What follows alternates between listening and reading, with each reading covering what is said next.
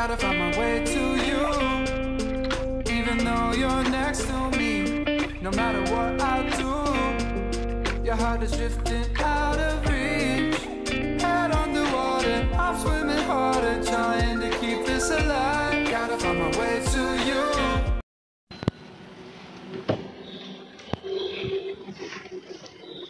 Oh iya guys, kalian ingat gak sih kalau kita ada kuis pajak bentar lagi?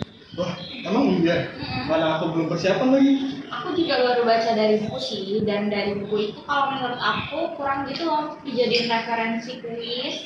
Kalau menurut kalian gimana? Karena kita sekelompok kan, menurut kalian gimana deh? Ini kan nggak bisa ya kalau belajar dari buku aja. Aku harus kayak narasumber langsung. Aku juga bikinnya gitu, Riz.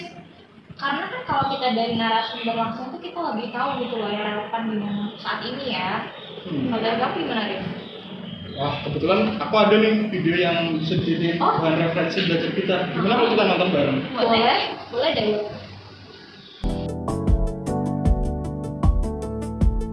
Hai Sobat Pajak, kembali lagi bersama aku Andita di podcast Pajakku Bukan Pajak. Pada kesempatan kali ini, kita kedatangan narasumber nih yang nggak kalah keren. Mungkin dari narasumber kita bisa perkenalan dulu nih dari mana. Terima kasih Andita.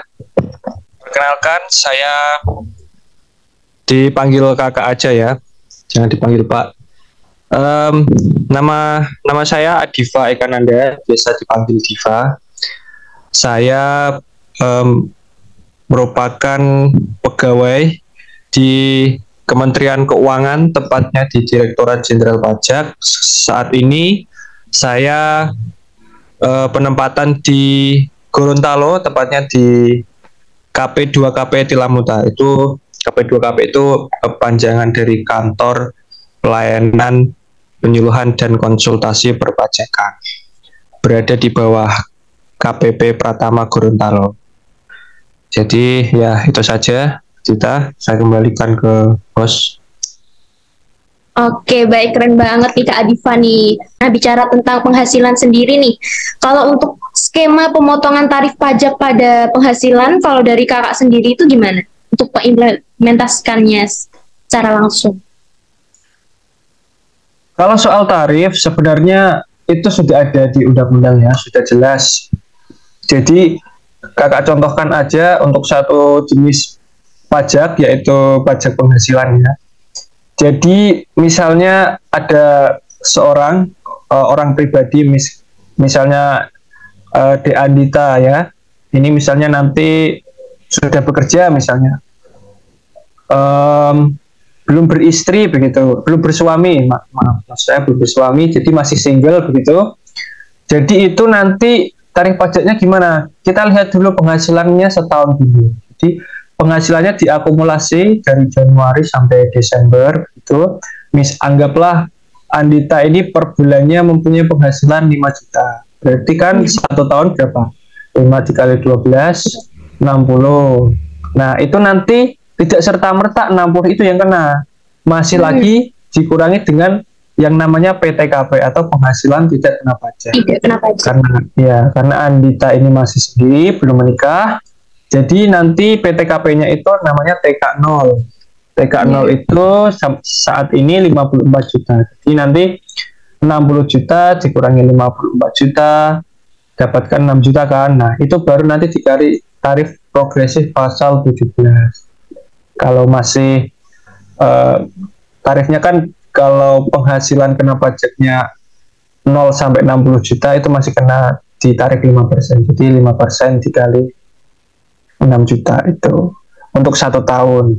Itu hitungannya sangat kecil sekali. Ada juga misalnya, ini kan untuk orang pribadi ya, itu untuk orang pribadi yang mempunyai penghasilan teratur per bulannya. Nah, beda lagi kalau misalnya ada orang usaha.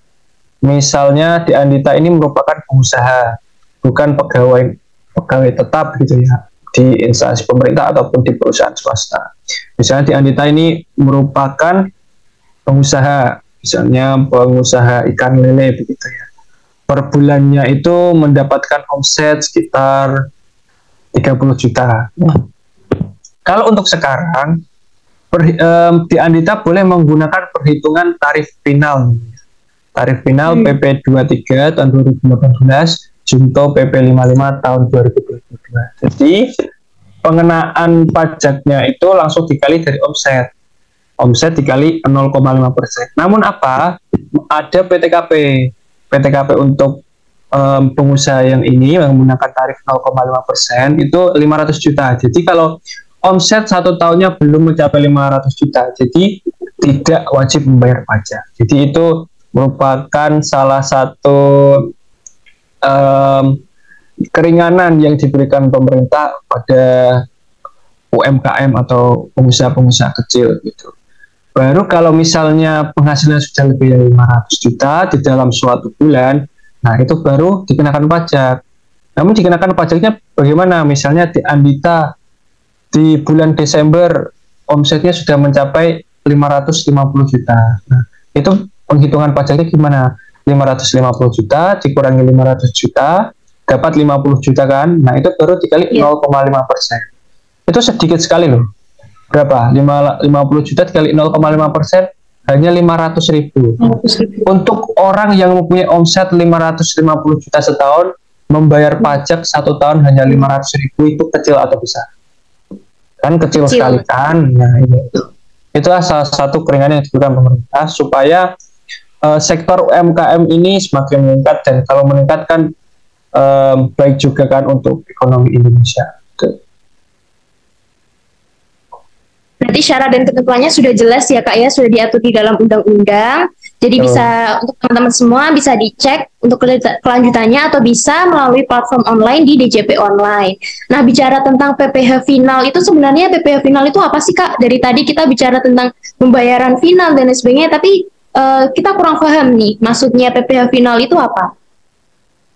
Iya, PPh final itu berbeda ya, kan kita kalau berbicara masalah PPh ya, PPh kan ada yang bersifat final dan non final. Jadi namanya PPh final itu filosofinya dari pemerintah itu yang membuat undang-undang itu apa? Menamai PPh final itu untuk supaya tidak mempersulit perhitungan bagi wajib pajak. Jadi PPh final itu artinya mempunyai tarif final dan langsung dikali dengan dasar pengenaan pajak, jadi tidak perlu ribet-ribet. Berbeda dengan PPh non final ya. Kalau misalnya PPh non final itu kalau kakak contohkan itu seperti yang tadi pegawai yang mempunyai penghasilan teratur itu kan masih dibagi PTKP, kemudian masih dikali dengan tarif progresif gitu kan. Kalau PPh final kan kita cari saja dasar pengenaan pajaknya langsung dikali dengan tarif. Jadi untuk mempermudah saja gitu. Sebenarnya kalau tarif itu juga sudah diperhitungkan oleh pembuat kebijakan, jadi ya supaya adil begitu dan tidak mempersulit beberapa wajib pajak. Kan juga wajib pajak itu ada yang mempunyai kegiatan usaha yang berbeda-beda kan cara menghitung penghasilan kena pajaknya atau penghasilan hitungnya. Jadi supaya tidak mempersulit wajib pajak dalam penghitungan pajak, jadi lahirlah itu namanya istilah PPh final. Keren banget nih Kak. Nah, untuk pertanyaan terakhir nih, bicara soal tarif pajak, kenapa tarif pajak itu berbeda-beda? Kenapa tidak disamaratakan saja begitu Kak? Tarif apa dulu nih? Kan tarifnya ada banyak. Kalau tarif PPh final kan cuma satu tadi, PP 23 junto PP 55 tahun 2020 kan cuma satu. Kalau yang dimaksud tarif berbeda-beda itu adalah tarif progresif. Itu kan ada tingkatan kan. Jadi supaya apa? Supaya adil. Misalnya orang yang berpenghasilan 1 tahun 1 miliar dengan orang yang berpenghasilan 1 tahun 100 juta, itu kalau menggunakan tarif progresif kan sudah pasti yang penghasilan 1 miliar lebih banyak pajaknya kan daripada yang 1 juta. Itu balik lagi karena apa? Untuk keadilan. Jadi kalau tarif progresif itu untuk keadilan. Jadi pembebanan pajak itu sesuai dengan kemampuan masing-masing wajib pajak. Itu asasnya, jadi asas keadilan. Kalau misalnya kenapa tarif pajak banyak, ya itu tadi dikembalikan ya.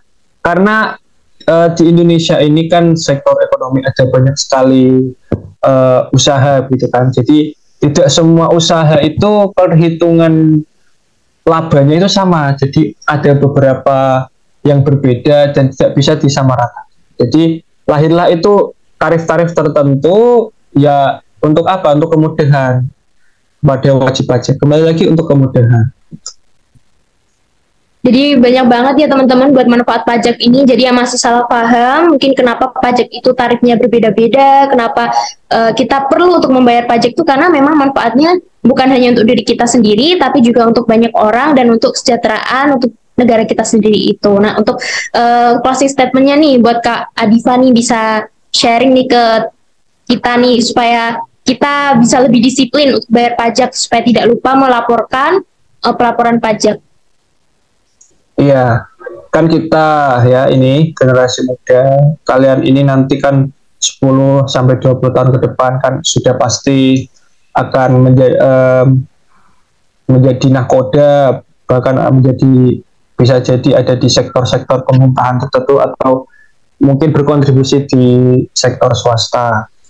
Nah, jadi kita sebagai warga negara Indonesia yang baik itu kan kita kan juga wajib bela negara kan. Kalau kita sambungkan dengan bela negara, ya kita kan semua itu seluruh warga negara Indonesia kan wajib untuk melakukan berhak dan wajib untuk bela negara.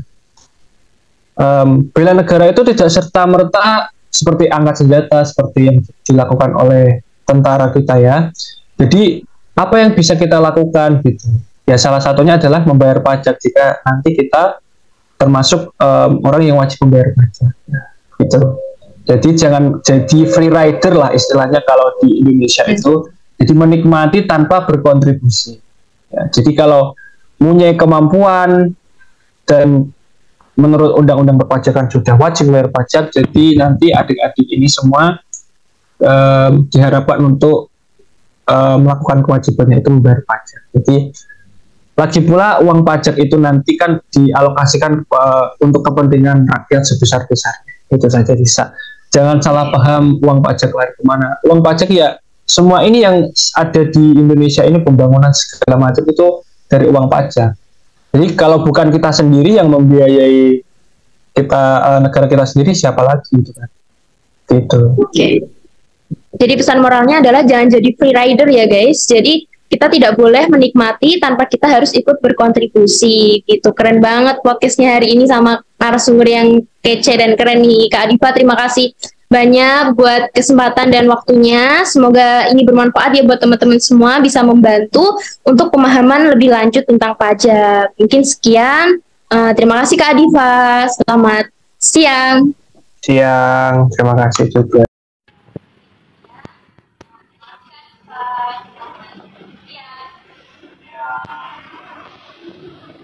Oh, jadi gitu ya. Banyak banget sih dari video rekomendasi kami ini kita bisa tahu PPh penghasilan dan lain-lain. Kalau menurut aku videonya cukup banget sih untuk jadi referensi kita tulis. Jangan tulisnya besok ya. Jangan lupa baca bukunya juga, jangan lupa ya. Ini kayaknya ada recording live-nya juga deh, jadi bisa kita tonton ulang gitu. Ya udah, makasih banyak ya guys waktunya. Ya udah, kita pulang dulu ya.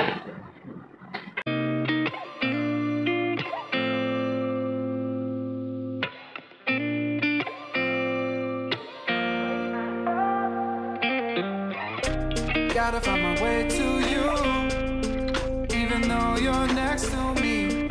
No matter what I do, your heart is drifting